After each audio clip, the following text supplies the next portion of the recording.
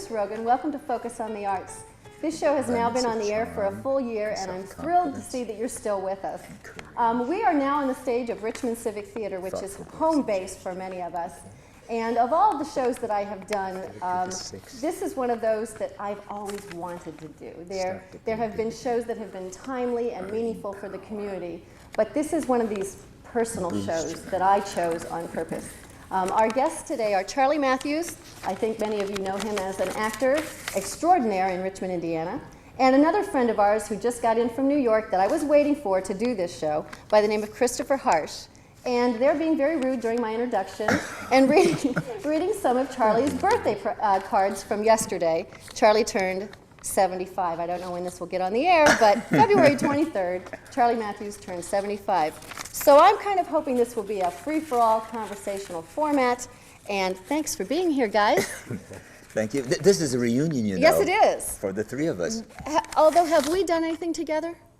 Well, other than not publicly. Kibitzed. No. We had dinner last night to talk about the format for this show, which of course was impossible because Charlie kept saying, "No, what are we going to talk about?" And I just thought we would let the camera be in on a conversation that we would have normally, right? Chris Harsh has done shows with me like Little Shop of Horrors in 1989, and then he was Zach, the egotistical director in Chorus Line, and played that part very well. Yay. And then right before you left for New York, you did Picnic, which was a wonderful role for you. Was that one of those roles that you waited for? It was, yeah, definitely. That was a role that I felt was more typecast, I guess. And the part was? Explain the part. Well, it's just a kind of a drifter, loner type person, I guess it goes, which for people that are in the performing arts, that tends to happen. At a certain point, you have to go where the work is. And that's what you've done. Yeah. And that was the role, so it kind of fit me because, in fact, I was in transition. I'd been to New York for 2 years. I went to LA for 2 years. Came back here to get my feet on the ground, so I was really drifting. And now I'm back in New York again, which I prefer over LA. We miss you. And I miss being here. This still feels like home. I love this. Good, good. We need to talk about how we found him, because we did. We found him. Yeah, we found him. He was in Rainmaker. Was that like the spring of '88? 88. Because don't make it sound so far. It was a long. ago. It's like almost 10 years ago. Oh, 1988. Okay, all right. And I saw you, and I was overwhelmed by the face and the drama and the style of you. And of course, we're not allowed to precast when we direct shows here, and I don't. But when I saw you, I saw the dentist for Little Shop of Horrors in you. So I called Chris. That's because he was smiling. Yes, you that's saw what the it teeth. is. I called Chris and had lunch with him and just encouraged him to audition. I did not promise you the role, you recall. Right. I encouraged you to audition with your own Steve Martin rendition of what the dentist could be like, and it was wild. It was wild, and you were wonderful.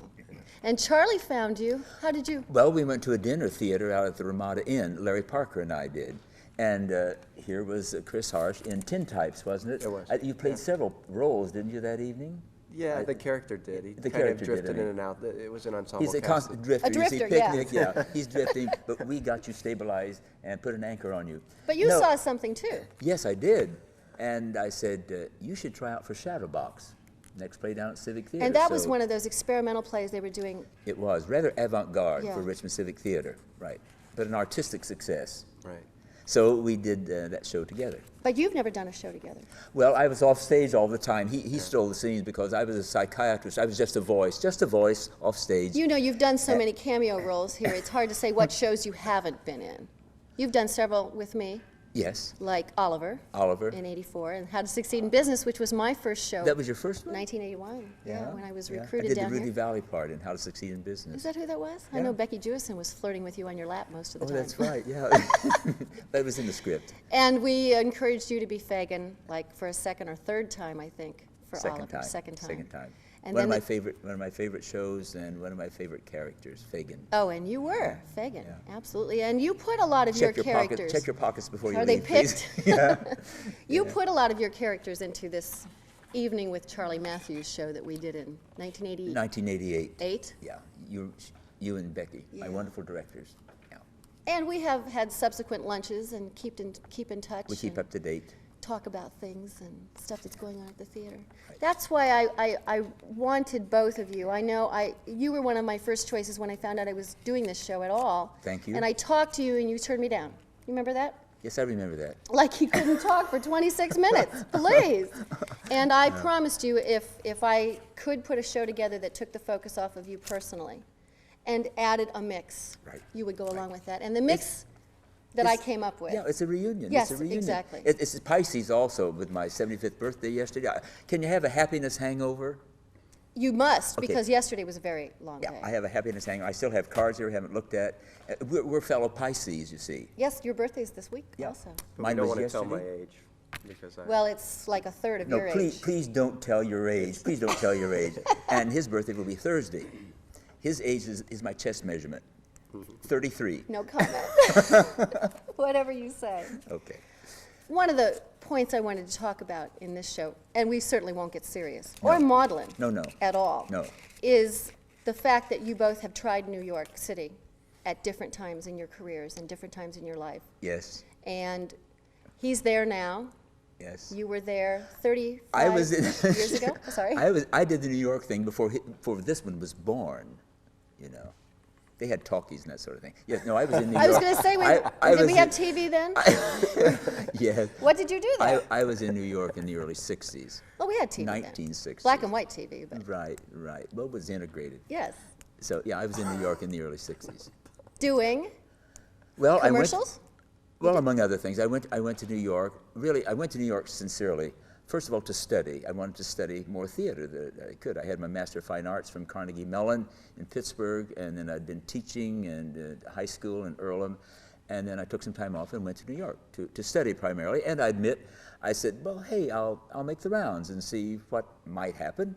And so I did that. And I wanted also to live in New York and just to see what that would be like. You know, can you survive in a beautiful, bad city of New York? And So it is a that's why I- survival effort. It is. Absolutely. You know that. You must feel that same way. And how different do you suppose it is now than when you were there?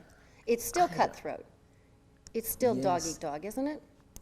How do you feel about that? Because you're a Chris? Midwestern personality, I would think you're so nice. How do you fare with the rest of the New York City type people? You're holding your own. I don't know. I feel like that New Yorkers, if you can get them to slow down, there is a certain, just because there's so many people, there's a defense mechanism. Everyone puts up this barrier, and that no one's allowed to break into without being yelled at. I mean, you really have to put on your armor when you go out, just for self-preservation. But I think if you can break through that, New Yorkers are just as friendly as Midwestern. I think they really have a bad rap. I basically I think if agree you can with get them to that. stop and talk, they're Yeah. still human. And, Right. And that was a difference, you know, I found in LA. It was more about the business there because it's really concentrated there. New York is where people have immigrated for years, and And they're still there. So you lots have a of wide different- range of people. lots of different Where- art type people, Right, where LA not is just just the business. actors. And unfortunately, you know, the business has a bad rap because so many people are so frenetic, and they think they have to do it right now instead of waiting until their time comes, until they're really prepared for it. In New York, you can really get the human side of things and a lot of good mix. And I think that's why I love New York, the culture. And don't they say the art. that there's no such thing as a native New Yorker, you know, because Right. they've all come from someplace else, so to speak. And I think that's somewhat true. And I agree, too, even in the early 60s, maybe more so then than now, I don't know. But individually, they smile, they're helpful, they will answer your questions. If you ask know. for directions, Yeah, exactly, they generally yeah. want Well, I to help. remember visiting New York, and everybody said, "Look like you know where you're going." That's true. And so I did, and faked that a little bit. And you always know the tourists because they're Right, like they're this. gawking. An easy target. So, yeah, I love New York. But you're comfortable there now. It feels like home. it's home. I feel, I mean, this theater feels like home as far as the business because Well, this is where I got my start. This and I was the would- second play I ever did in my life. I would guess that any theater stage feels like home because it's all the same kind of thing that you do. Oh, there's an for your energy art. you feel as soon as you step Yeah, on stage. just on stage. A common denominator, I Think think. of all the stuff you've done here. Doesn't it feel like ghosts almost of your Well, characters? I've called it friendly ghosts, and they are, yeah. It's fine, and it is full of memories. I've done, well, not all just here. I mean, from time to time, we were over at Earlham College, we were at McGuire Hall, places like that. But, yeah, I mean, 50 years of it, you know, I'm celebrating 2 birthdays, you know. Yesterday was this birthday, but 50 years ago was my first play for Civic Theatre. 50 years. Yeah, and watch it, kid. I'm not even that old. Added together. Yeah, right.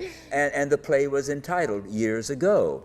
And we were rehearsing it in 1947. That was my first play with Norbert With Silberger. Norbert, right. With Norbert The big gun. Silberger as the director, yeah. You know, his picture used to hang in the back, and we always thought he was watching us. It's in the memory room Yeah, now. I think Yeah. that's And he's sacred. still watching. I'm sure He's he still is, watching, making sure that we're taking But he was a good care of colorful- his place. Colorful continental character that I wish, and hardly a man is yet alive. Really, so many people say, Norbert who? They just don't know. One of the founding fathers and, well, obviously strong directors and this kind of thing of civic theater. He was quite a leader. Why did you become an actor? Why did you become an actor? He doesn't want to answer the question. That's it. Well, Pass it on. I will tell you. I don't know about you, but when I was in high school in Spiceland, Indiana, when I was in high school, I failed shop. I was Not bad good shop. for you. Didn't go out for basketball. I hated phys ed. I liked music, played the violin, played the saxophone, and I was in the class play, Hobgoblin House, I think was the name of it, or Aunt Tilly Goes to Town, or both of them, and I found, hey, I can do this. An escape. So to speak. You escape, but while you're escaping, see, there are just two directions. When you're running from something, you're running towards something else, right, obviously. right. So it was an escape into a discovery, and I think that was the real They real say beginning of it. I've heard actors say this all the time, you get hooked. Is there a moment when you know? I don't think you choose to be an actor. It kind of chooses you. I think that was the He way says it was it better for than me. I do. And it becomes something you have to do.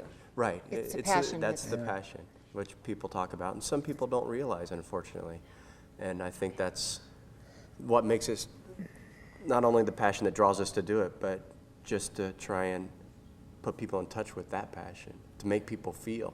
Because a lot of people in their lives, they don't. And I think that's Feel. right. And that's the lure of it. It's not just the fame. I mean, that's a part of it that I'm maybe pursuing because I'm in New York, and some people would say, why aren't you just back here if you really enjoy it, just for the making people feel? So maybe I do want a little bit of that, and I believe I have that ability. Success. With you the know. success, Yeah. the making of the And living, you'd and have even to beyond. freelance it here. You'd have to have a real job. Right. And this is what I want to Yeah. do as a career. I really love it. But the making people feel the passion when they're in a passionless world, they really appreciate feeling. And I don't know, agree, disagree, even you yourself even. I feel if this is a possible combination, I think that the acting or the theatrical, well, you're an entertainer too, but in some ways it's completely selfish. At the same time, it's completely selfless. Well, you're You're constantly offering getting, yourself. you're constantly Right, giving. right. Exactly. To I people. think if it's possible simultaneously, it's a power-seeking, approval-seeking thing. What, you need attention? You need attention? I suppose And is most that, of us are approval is that a seekers. weakness that you would say, gee, I wish I didn't have to admit that? I think more people should show that. That side of General it. statement. Yeah. Being vulnerable, if you will, I or think just the approval-seeking. capacity that people might have if they extended themselves. I know a lot of people that I've talked to just here at Civic Theater whose lives have been transformed by their experience on stage. Bob Myers, for example, who's helped us out with this show, had never done numerous theater other shows. until recently, and he's like a different person. Now, he's hooked. Yeah, but you know, we all sort of came to it and True. have always done it, and to watch somebody get hooked is really fun because this is like a big family. It is that. I've often Here. found that here. Partly the plays themselves. One of the last plays I did a few years ago in which I played the grandfather, Broadway Bound, it was a family. And being a family, we still have reunions. We get Oh, do you? together. Yeah, we do. We have reunions. We get together as many as we can. David Cobain is a director. Mm-hmm. And yes, we're still family. That's important, you know, Yeah, I think for it is, especially people, today. Yeah, for people to find a connection because we're always so busy, and it's all volunteer. It's amateurs putting on professional shows of professional standards, which I have always found Civic Theater to be amazing. I still say this about the so-called commercial theater or the sophisticated New York theater. Technically, I think they're much glossier, they're much slicker, they're much smoother. They have $3 million to put into that sort of thing. But more often I find the collegiate theater, the academic theater, or the volunteer community theater often more sincere, more honest, I want to do my best kind of thing. More believable in some ways than you may find on the more glossy, glittery Broadway bit. I don't know if you agree with that or not, Chris. I think I do, because the egos come into play too, unfortunately, in New York, more than And on the big dollar civic signs. Exactly. And they're feeling pressure from a lot of different angles to produce instead of just enjoying it, doing it for the love of it. I think that's one trap that you fall into when you're doing it as a career. You got to be careful that you don't fall into that you lose the passion too. Well, you have an agent, and I don't know whether that was typical when you were there. We haven't talked about that. When I went to New York in 1960, I was advised, hey kid, that's kid. And you responded to that? Yeah, I loved it. No, they said you will work sooner if you don't have an agent. So I just made rounds, tried to get something, showcase, if you will, to be seen. And I didn't really try primarily or early to get an agent. In fact, I never did have an agent while I was in New York. Well, for example, you got into the movie Splendor in the Grass. How did that happen? I mean, this is what Natalie Wood and Warren Beatty. This is yeah, and Pat Hingle and how'd stars. that happen? Stars. How did that happen? Well, And how much of his luck? quite a bit of it. Timing, luck, type. In the right typical place, right commercial time. theater, I think quite a bit of it is because. But you still have to prove yourself. Yes, I think yes. Once you get there, you're going to have to do something, right? Yeah.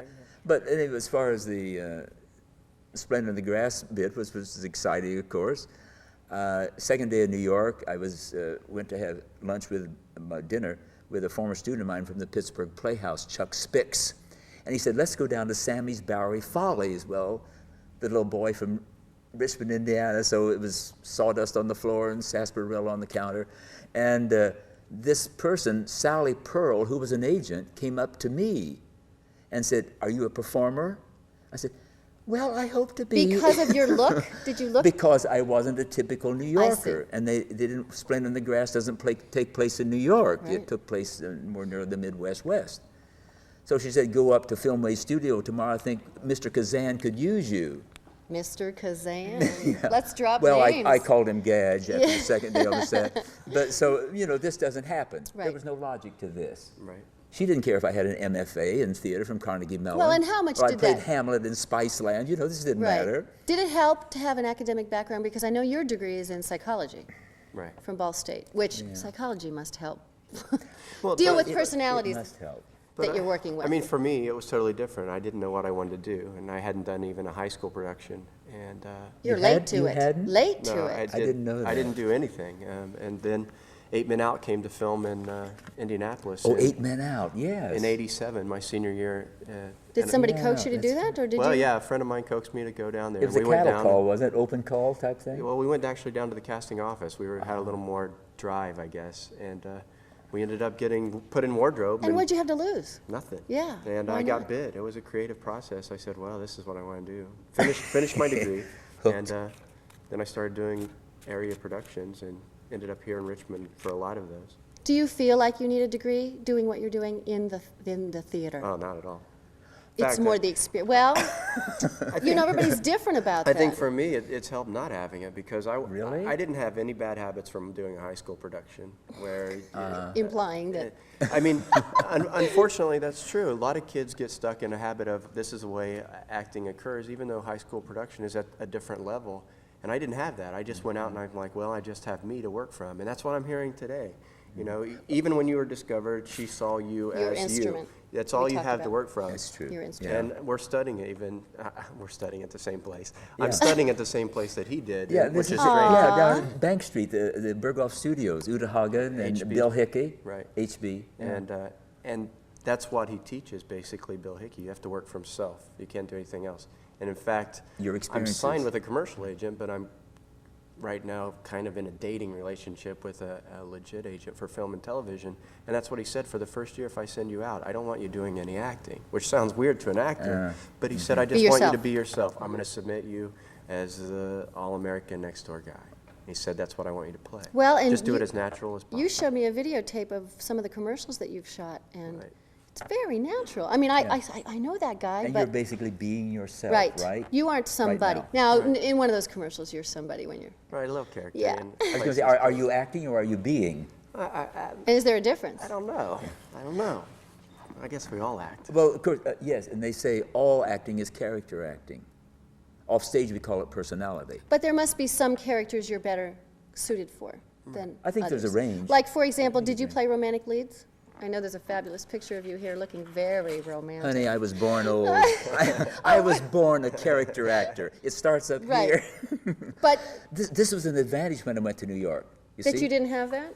No, I mean, I could do character stuff. I wasn't typed Come on, quite- you know, wasn't looking at typed these quite- pictures, you're right. It's been I there. wasn't typed quite so easily. I really don't think that's true. You were talking about the degrees, though. I remember when I was a senator from Utah in Advise and Consent on Broadway. Got paid $32 a week from petty cash. No, but I was A week?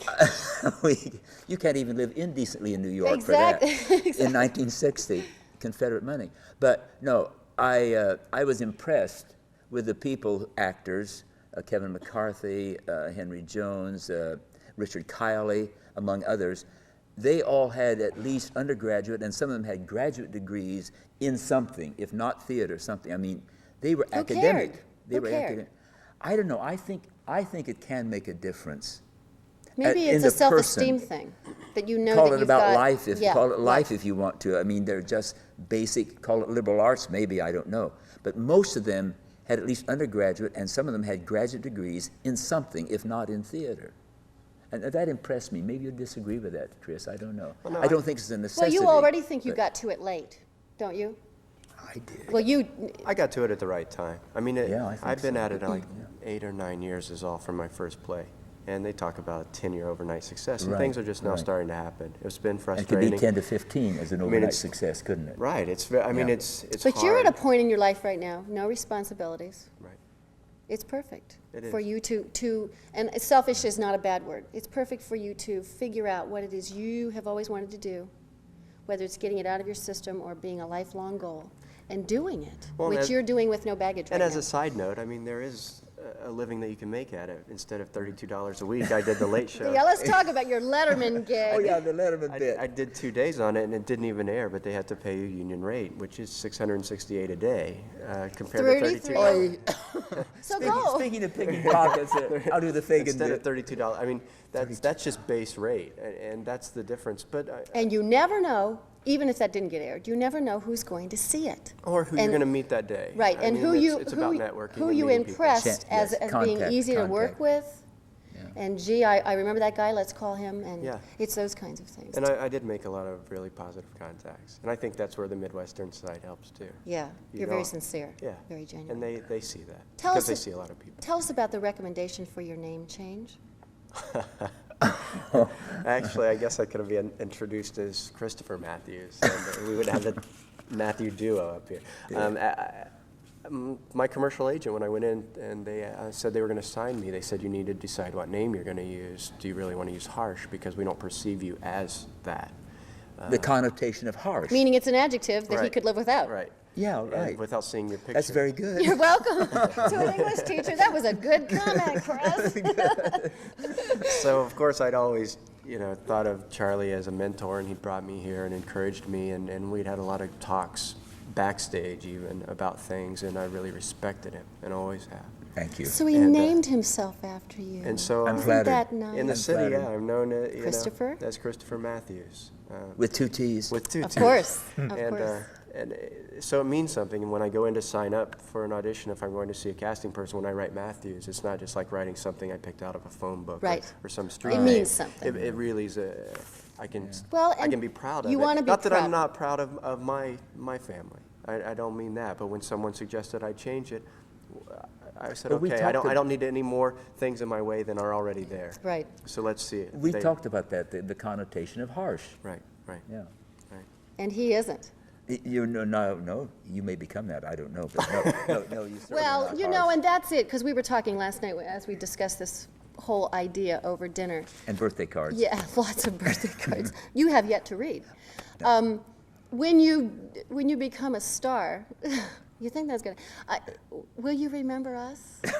Please. Please, the little people that made such a difference in your life. I mean, it's I just mean, so I nice. hope Of it's from course your he mouth to will. God's ear. I hope that's the case. And you know. film is what you're going for. Yeah.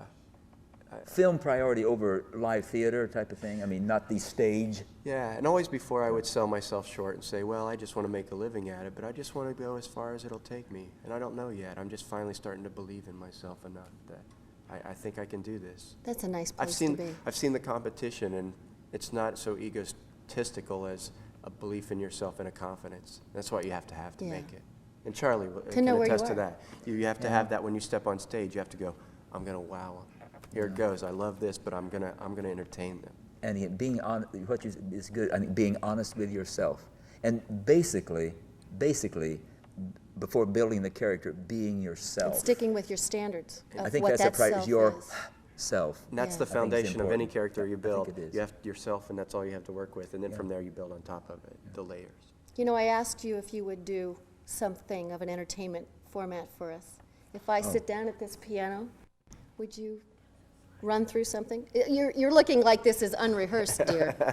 Oh, I just happen to have the words here. When I did this show with you in 1988, this was something that Emphasized in 19. I requested, okay? Okay. And you can start and I will chime in at some Oh, I'm to point. start. Yes, please, and then I will close us out, okay? Okay. Now? Now. Okay. As I approach the prime of my life, I find I have the time of my life, learning to enjoy at my leisure all the simple pleasures, and so I happily concede that this is all I ask, this is all I need.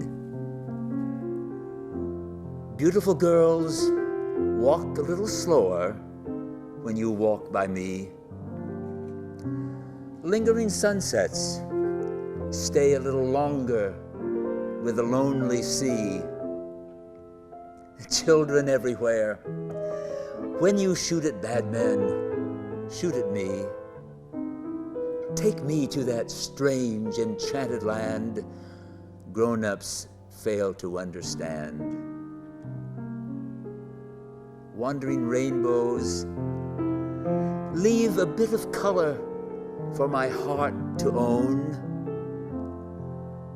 Stars in the sky, make my wish come true before the night has flown, and let the music play as long as there's a song to sing. And I will stay younger. Yes, I will stay younger. I will stay younger than spring.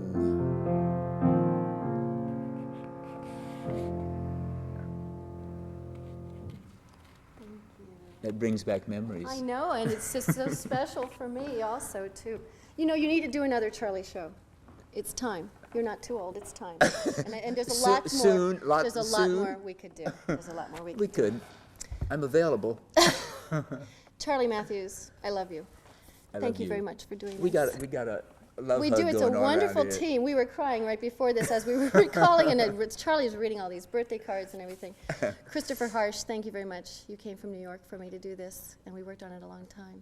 I very I'm much glad I could be appreciate here. it. Thank you, Chris. Thanks. Thank you. This is fun. I love friends. I love sincere comrades in this thing we call art, and I'm very appreciative. Thank you very much. Thanks for joining us on Focus on the Arts. I'm Chris Rogan.